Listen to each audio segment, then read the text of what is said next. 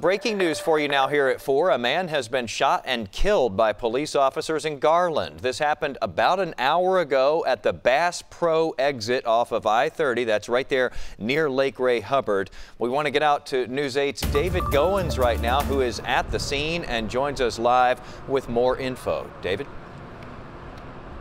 Hey there, Jason. Yeah, still very much an active scene here in Garland. Let me step out and give you a look here. Really, the only way to describe the situation was a fast moving this afternoon, according to people who were out here, and bizarre and frightening. Let's walk you through what we know. Now, people who work in this shopping center just off of north of I-30 said a man caught their attention pretty quickly for two very obvious reasons. One, he was holding two large knives. He also had no shirt on. Now, according to witnesses, he was simply walking along the sidewalk in front of these businesses and began wielding the knives. Some described them as machetes, swinging them at random. He also struck the outside of at least one business.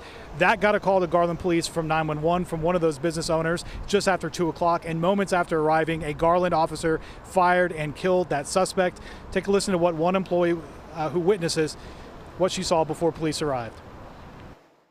He was going back and forth on the sidewalk with just his big old knives. Like, one was this way, and just swinging.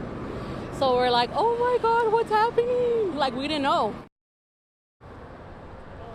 And police don't know what brought this suspect to this location. Right now, they don't know who he is. So that is part of that early investigation, Jason, figure out exactly what led up to this. They did confirm, however, that they did find two knives near the body. Traffic on I-30, at least right now, doesn't seem to be affected by this situation.